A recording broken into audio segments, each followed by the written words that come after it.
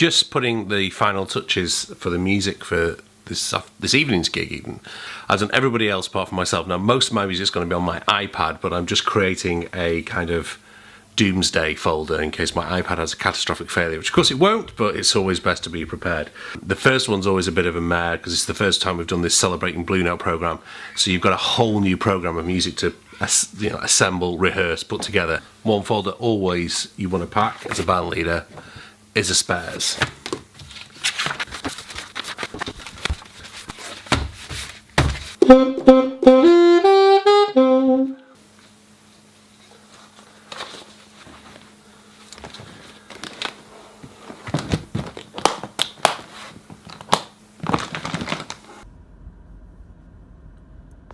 It's a beautiful day today, and I was a bit fearful of this, which is why I left the house earlier than I even thought, because with it being a nice day in the autumn, basically, it's not summer anymore, Cambridge is going to be mentally busy, and it's going to take me a ridiculous amount of time just to get to the venue to unload, which is really disappointing and quite annoying, because obviously that's time wasted for rehearsals, and it'll be the same for everybody else who's travelling in.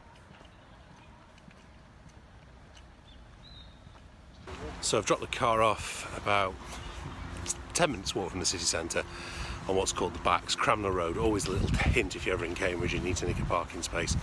Totally free all day if you can find one.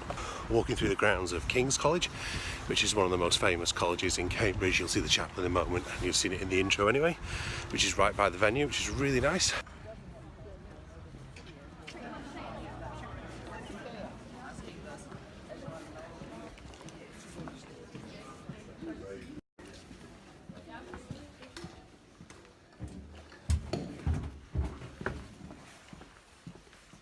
I will stand, Phil.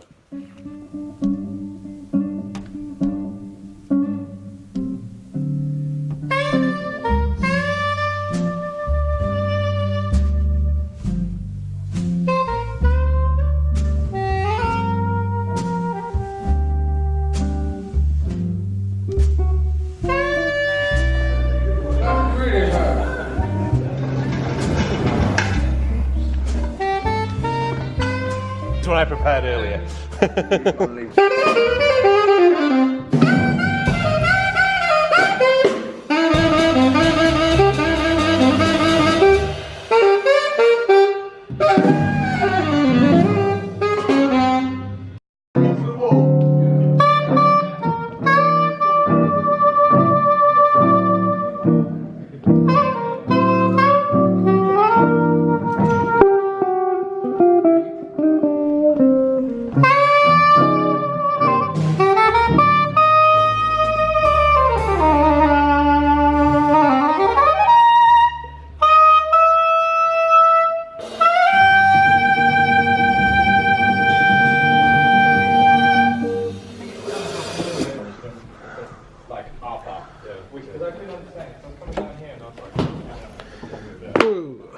Cheers.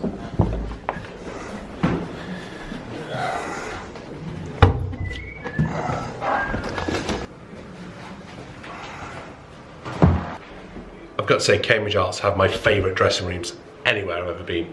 Mainly because I get dressing room 1, which means I get all these mirrors, including that. But just now going through my pre-gig routine, I need to do my warm-ups with my plasticine. Rehearsals went really well, which always makes me feel a bit nervous. I always kind of like bad rehearsals, good gig, but I'm sure this will be a good gig as well. So we're going to talk through the set in a minute, and then it's time to warm up, but I need to get changed. Are you ready? There we go. Yeah. Hi Dan. Hi, hey, thanks guys. As well, no worries. See you in a minute. That school is still on stage.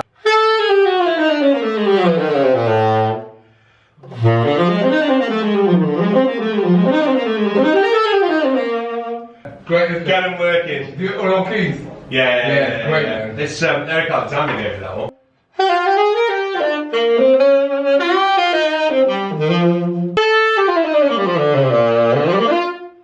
Yo.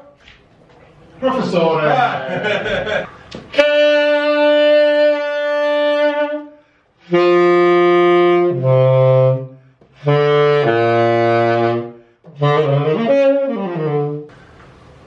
this really weird position where the reed feels so perfect that I'm too worried that I'm going to split it before I get on stage.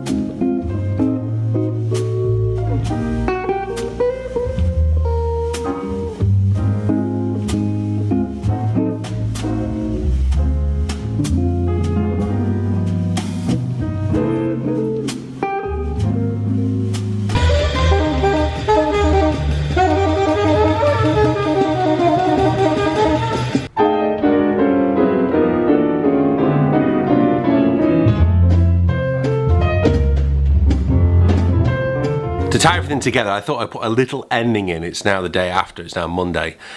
I am absolutely shattered. I mean, I got through most of yesterday on adrenaline. I hardly ate anything. My brain was still going at 1,000 miles an hour while my body was just completely kaput. And now my brain is completely kaput and my body is not far behind it. I wanted to just highlight, though, what happens as a band leader.